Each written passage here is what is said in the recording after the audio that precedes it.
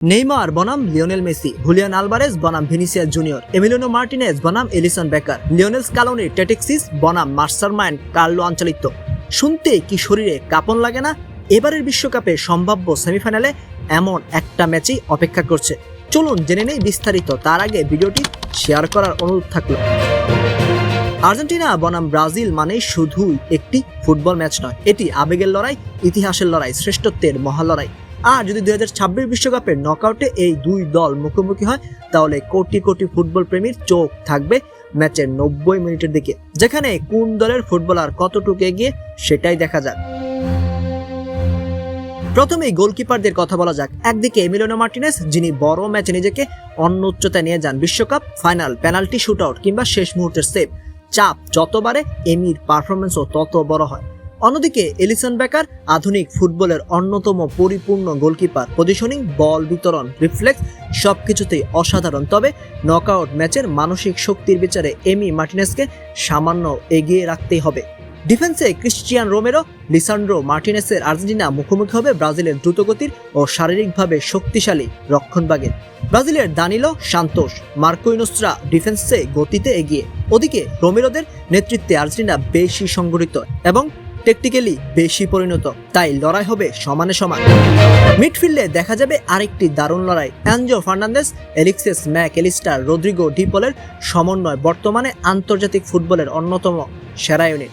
তারা ম্যাচের গতি নিয়ন্ত্রণ করতে পারে, আবার প্রয়োজনে আক্রমণও শুরু করতে পারে। ব্রাজিলের ক্যাসিমেরো, ব্রুনো গিমারাইস ও তার সঙ্গীরা শারীরিক শক্তি ও দ্রুত ট্রানজিশনে কাবু করতে পারে আর্জেন্টিনাকে।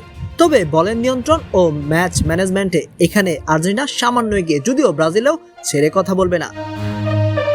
আক্রমণ ভাগে সবচেয়ে আকর্ষণীয় দ্বৈরথ হতে পারে হুলিয়ান আলভারেজ বনাম ভিনিসিয়াস জুনিয়র। আলভারেজ একজন সম্পূর্ণ টিম প্লেয়ার, তিনি গোল করেন, প্রেসিং করেন, সতীর্থদের জন্য জায়গা তৈরি করেন। অন্যদিকে ভিনিসিয়াস এমন একজন ফুটবলার যিনি একাই ম্যাচের গল্প বদলে দিতে পারেন। দলগত অবদানে আলভারেজের মূল্য কম নয়, কিন্তু বর্তমান পরিস্থিতিতে ভিনিসিয়াস এগিয়ে থাকবেন। আর যদি নেইমার পুরোপুরি ফিট থাকেন, তাহলে ব্রাজিলের আক্রমণ ভাগ আরও শক্তিশালী হয়ে উঠবে, কারণ তার সৃজনশীলতা এখনো ম্যাচের মোড় ঘুরে দেওয়ার ক্ষমতা রাখে। ওদিকে আর্জেন্টিনা, লিওনেল মেসি তো আছেন সেরা ছন্দে। চোটের কারণে নেইমার হয়তো কিছুটা পিছিয়ে থাকবেন, তবে মেসি ভক্তদের মনে রাখতে হবে নেইমারও কিন্তু একাই ম্যাচ জেতাতে পারেন। এছাড়া সাইডলাইনে থাকবে আরেকটি বিশ্বমানের লড়াই, লিওনেল স্কালোনি বনাম কার্লো আঞ্চলিত্য। স্কালোনি আর্জেন্টিনাকে বিশ্ব চ্যাম্পিয়ন করেছে, অন্যদিকে আঞ্চলিত্য হলেন বড় ম্যাচের মহারথী। ফুটবল ইতিহাসে খুব কম কোচই তার মতো এত বড় মঞ্চে এত সফল হয়েছে। সবকিছু মিলিয়ে কাগজে কলমে ব্রাজিলের ব্যক্তিগত তারকার সংখ্যা হয়তো বেশি, কিন্তু আর্জেন্টিনার দলগত সমন্বয়, শৃঙ্খলা এবং নকআউট ম্যাচে মানসিক দৃঢ়তা অসাধারণ। তাই যদি আজ বিশ্বকাপের মঞ্চে আর্জেন্টিনা ও ব্রাজিল মুখোমুখি হয়, তাহলে সেটি হবে 50-50 লড়াই। তবে সাম্প্রতিক বছরগুলোর ধারাবাহিকতা বিবেচনায় আর্জেন্টিনাকে সামান্য এগিয়ে রাখা যায়, কিন্তু এই ম্যাচের সবচেয়ে বড় সত্য হলো এখানে কোনো ভবিষ্যৎবাণী নিরাপদ নয়, কারণ আর্জেন্টিনা বনাম ব্রাজিল মানেই এমন এক অন্যরকম লড়াই। আপনার কি মনে হয় আর্জেন্টিনা ব্রাজিল বিশ্বকাপের সেমিফাইনালে মুখোমুখি হলে কোন দল জিতবে?